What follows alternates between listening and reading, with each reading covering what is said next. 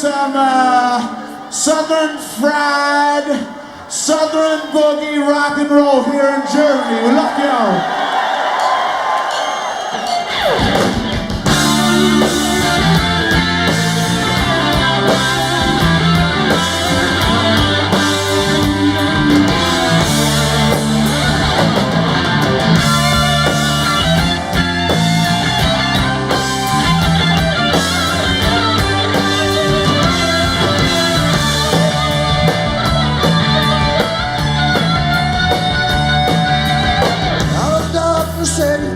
Steel, the night that falls, the wind begins to chill.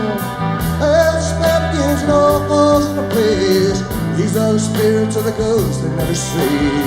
Trees are silhouettes drifting in the wind. They run forever, never know if they'll win. Will they find the bright side of the sun?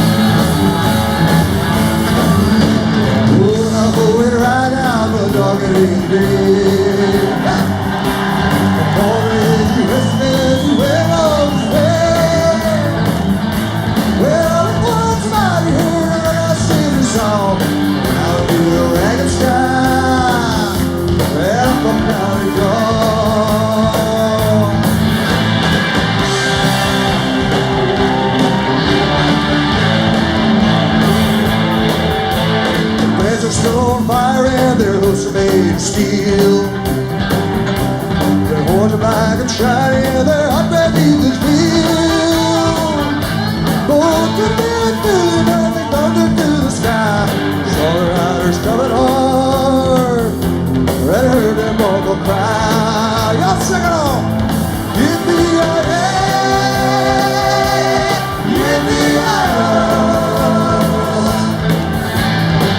Blues riders in. Ghost riders in the sky.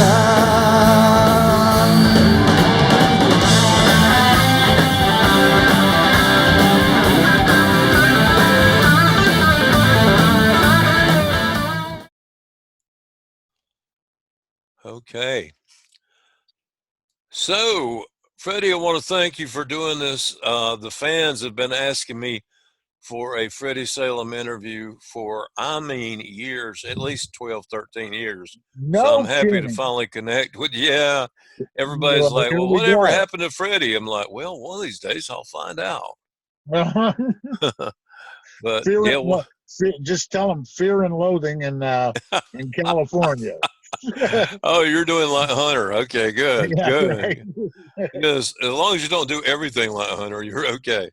Right, right. Yeah, but the so let's do a little bit of backstory. Mostly want to talk about the new release, but I wanted to get a little bit of backstory. Tell me how and when you joined the Outlaws.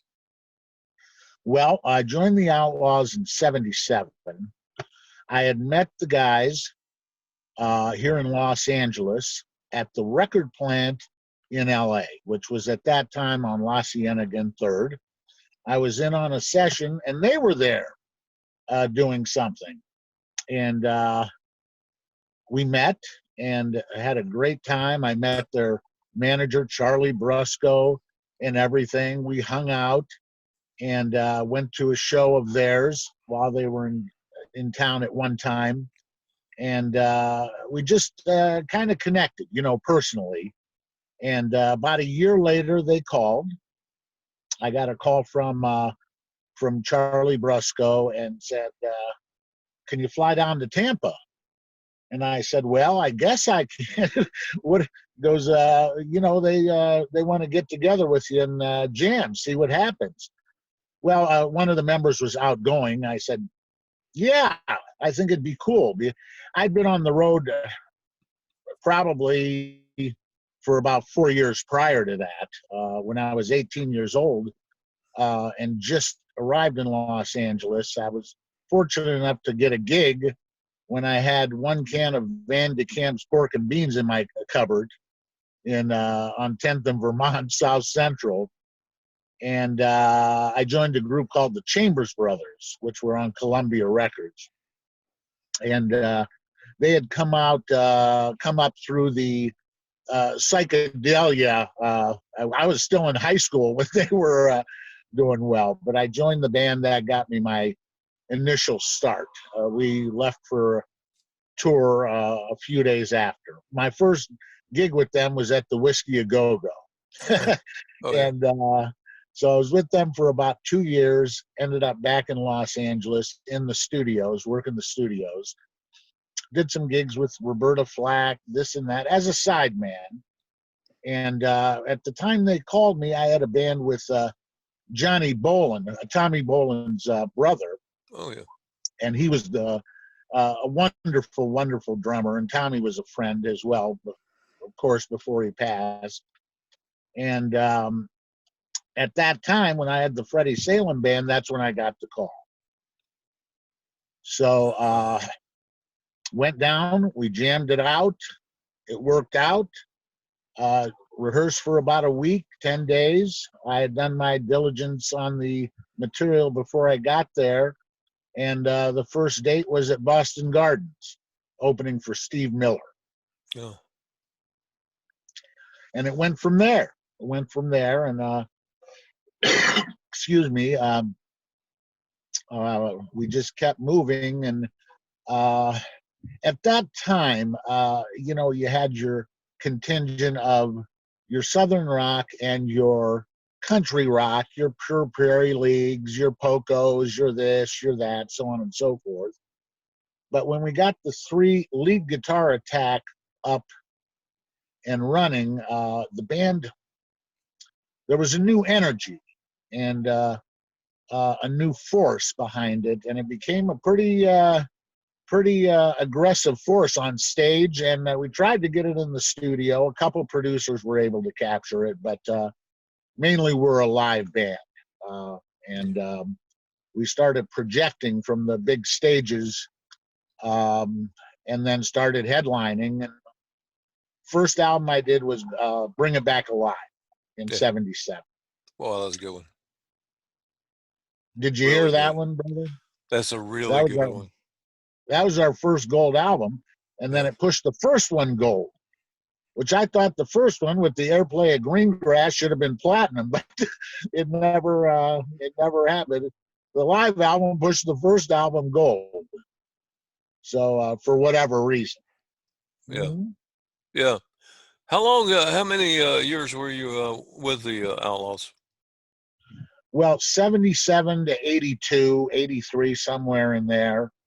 It was Ghost Riders, Los Hombres Malo, and then Hughie and I had started to put together a greatest hits. So it was about 83, I would guess. Yeah.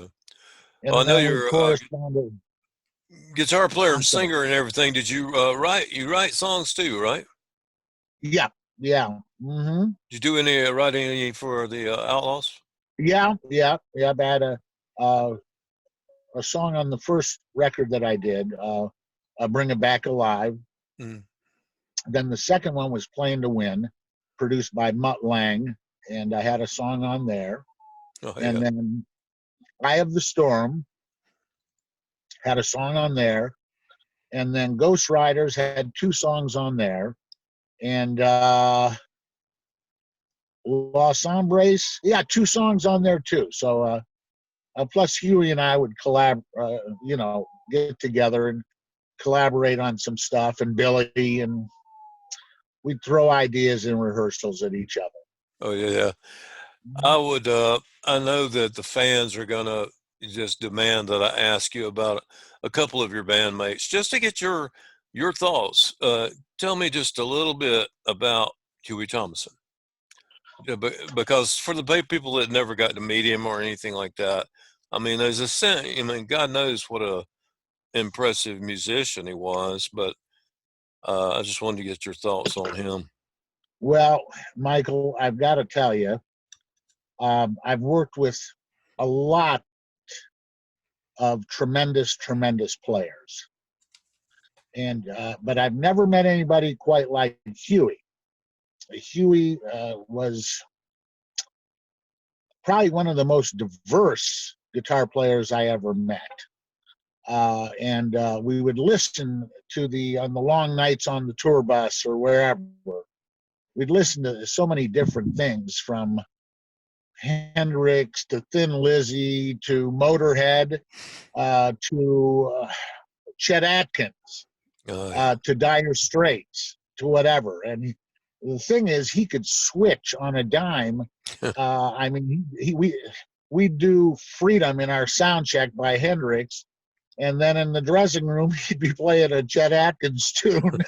And one night we were in Denver, and he started playing the Chet Atkins, Roy Clark version of Ghost Riders. That's how that came about. And so the fury that he had on stage was incomparable to anybody else. And plus, forget about the musicianship and the technique. He was truly a wonderful, wonderful guy. Oh yeah, boy, and caring, and he truly loved his art. And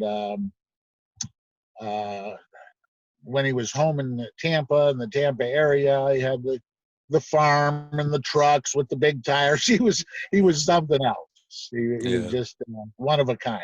I've never met anybody like him. Well, thank you for sharing that. I know Toy thought the world of him, and those two reminded me of one another. When you talk about the way Hughie was on switching guitar styles, that's the way Caldwell was. It's like he never knew if he was going to play jazz or country or what. That people like that just blow my mind. But consummate musician. Yeah. Same question. A little bit about one of the guys that I wish I could have met, but I did get to meet Hughie, thank God.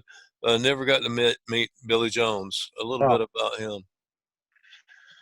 Well, Billy was the intellect of the group, and a monster player. Intensity. His solos were deeply intense, and he was a fragile human being. And we propped him up a lot and reassured him. But when it came to being on stage or in the studio or working with producers, he was another real deal. And I mean, even on record, where a producer could not bring it out, his solos were very, very intense and very musical savvy. And he was another one who had different musical tastes as well. Not as diverse as Hughie, but he had quite a musical catalog embedded in his mind. And he was a wonderful writer as well. And people just loved Bill. They just loved him so much. And crazy story here, when I got the call from Germany to put this new release out, Outlaws live at Rockpalast in outside of Frankfurt, which just came out, as you know. That's why one of the reasons we're talking, I guess. I couldn't reach anybody that was related. I tried to reach Hughie's wife. I tried to reach this, tried to reach that, could not reach anybody.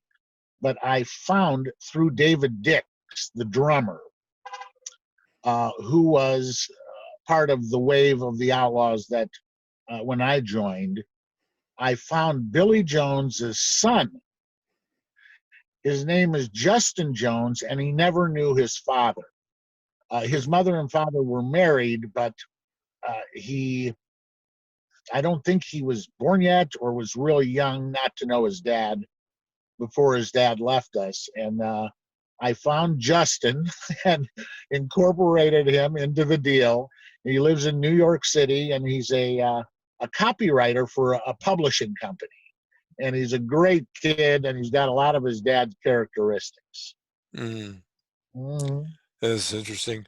Well, you're talking about the new release. That leads me up to my next question I wanted to ask about. Now, this release from Germany, was that, am I right that that is the first time the Outlaws played in Germany? You know, I'm not sure if that was the first or second. We'd been to Europe about 3 times. That's a Yeah. good question. Now that you meant that was 81. It might have been. It might have been the first time. And it was a wonderful, wonderful experience for us because we were on the same show where our great friends out of London, Thin Lizzy. Oh, And when wow, what a Thin Lizzy, band. yeah, they loved the Outlaws because they had that double guitar Yeah. attack and harmonies and that. And they had opened for us the previous year in the States before. Now, when we went to Europe, we would open for them. And but I can recall one gig at the Cape Cod Coliseum, Labor Day, Cape Cod Coliseum in Massachusetts, and they were on the show. And we became famous friends with them. And this happened to be this Lorelei concert, which we were very lucky because Rockpalast, I'm sure you've seen it before on different Yeah, many publications, times. Many times.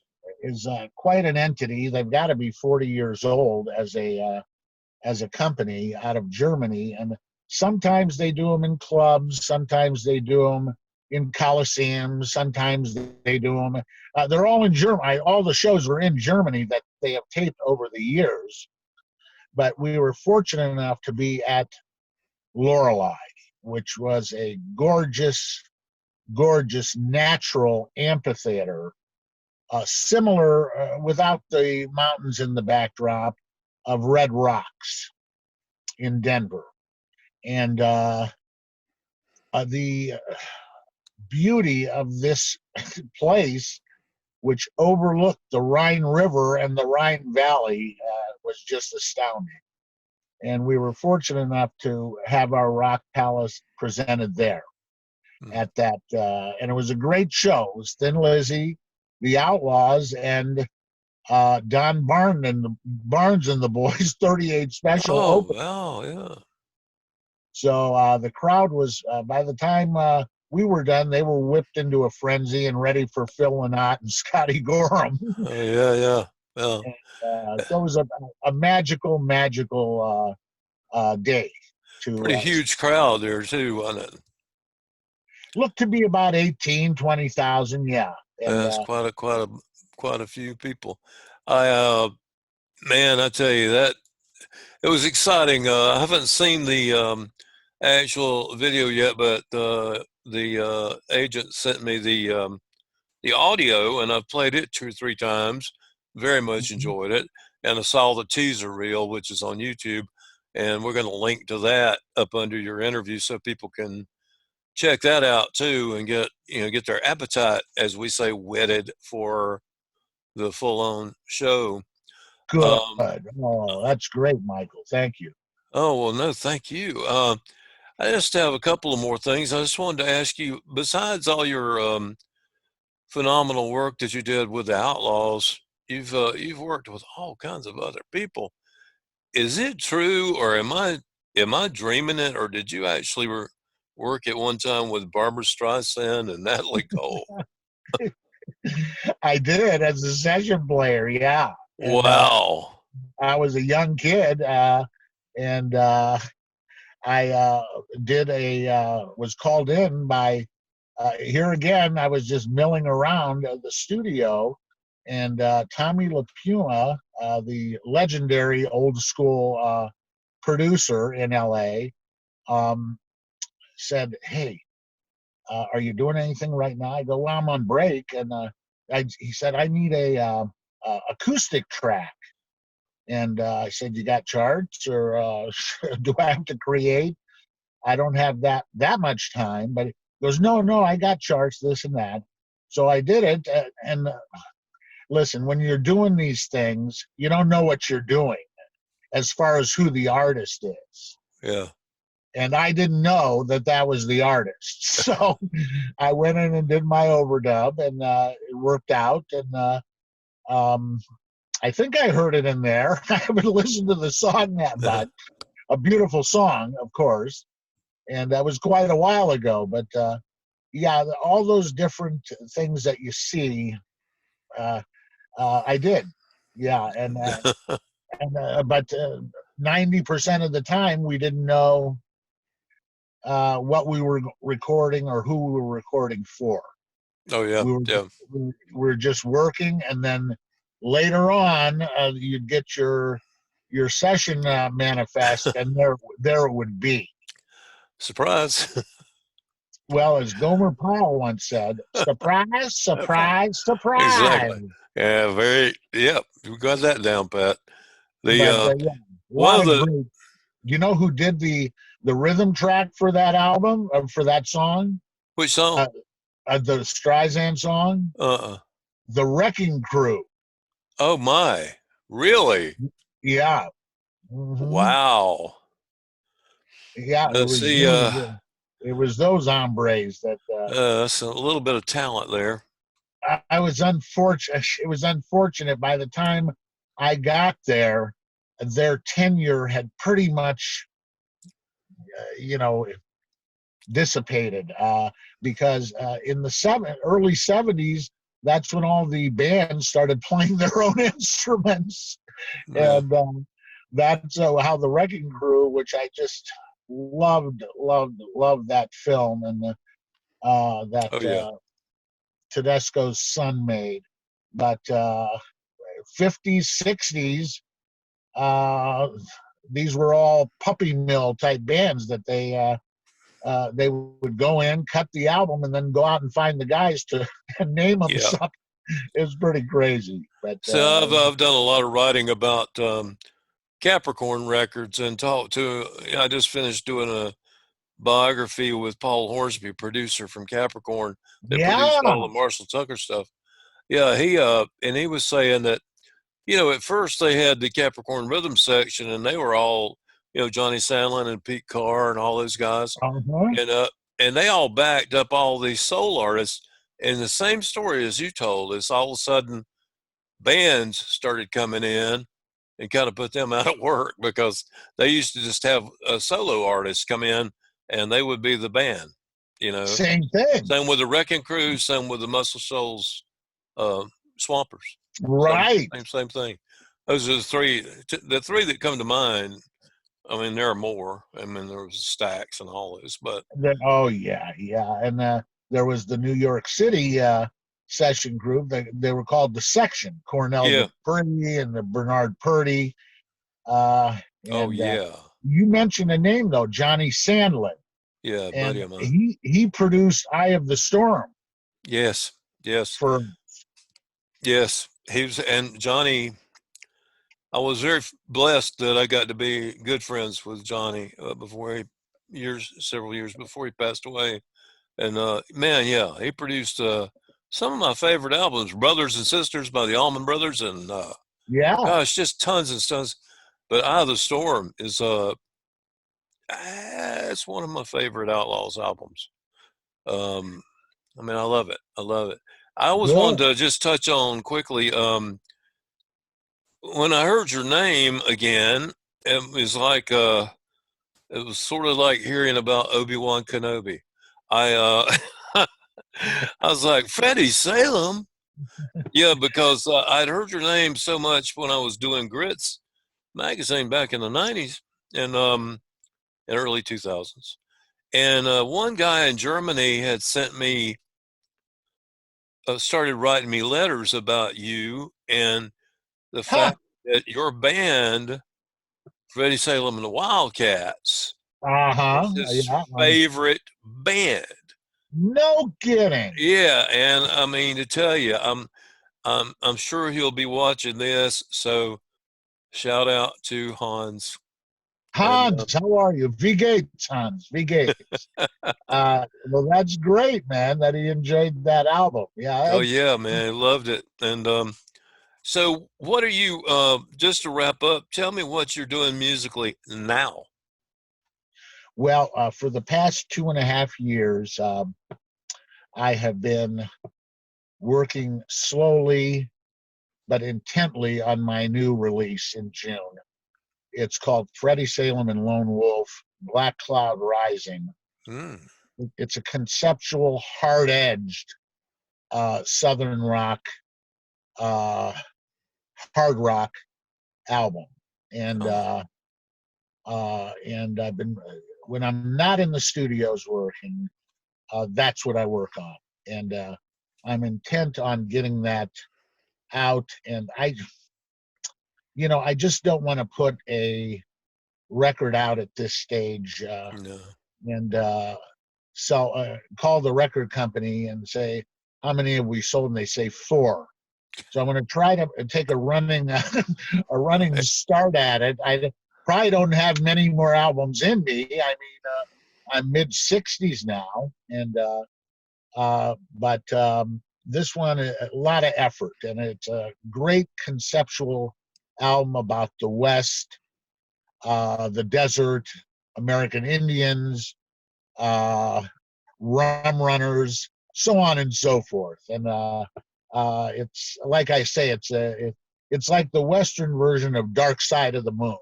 Okay, Yeah. and but it's hard edged. It's pretty hard. I've always leaned towards the hard edge, and I brought a lot of that to the Outlaws without overshadowing what they had created for their template previously. But Yeah. anyways, that's pretty much what I've been doing, and I do some gigs here and there for backup, but there are no gigs for the past 8 months. So what are we going to do about that, right? Yeah, it's been kind of a challenge for everybody. Yeah. Isn't that something? Yeah. Uh, so, anyways, I'm the reason why I'm having this conversation with because I want to get you back in the band, and Exactly. what? Let me ask you. What you said you had 7 albums. What group were you or yourself I am a associated group. with? Oh, I'm big okay. enough to be a group. I just record under the name Michael Buffalo Smith, and I've done my most recent album. Paul Hornsby produced it, and I had Paul play. Paul was playing piano on it, Wurlitzer, and I said, Paul, that's a mighty old-looking Wurlitzer you got there. And he goes, yeah, Greg gave me that. And I said, Greg Allman? And he goes, yeah. After the Laid Back tour, he said, hey, you want this Wurlitzer? And I said, yeah. So anyway, he played that on my album. And then there was a guy named Tommy Talton, who was guitar player with a band called Cowboy. And he also Okay. toured with Greg Allman. And he played Yeah. slide all over my latest album and everything like that. But I gotta hear yeah, that, man. I've been doing music for years, and I think my last album went cardboard, so I'm really doing well with that. We're But all in the same boat. yeah, well, at least you got fame. I've got writer's fame. I've got 10 books out. That's good, but all about Southern rock. Somebody was talking to me about you, I think, and it was Golly, I'm Jerry sorry. Jerry Smith. Ah, I know Jerry, He sent me, videographer. he sent Yeah, me the trailer of The Soul of Southern yeah, Rock, yeah. which looked like a great effort. I hope he gets that together. Me And too. Me too. but he talked very highly of. Yeah, he's introduced me to several people. As through him, I met that guy called a man named nicknamed Jughead that was with Molly Hatchet. Right, right. Yeah, Keith. I think Keith something. But yeah, he was a great guy. I did an interview with him on this program. Anyway, I'm No gonna let you kidding. go, but after I say goodbye, don't hang up yet Yeah. because I Yeah. want to ask you something. And Okay. but right now, what I'll say is thank you for Thank doing you, this. brother. I appreciate it. Yeah, man, me too, man. This has really been tickled me to death.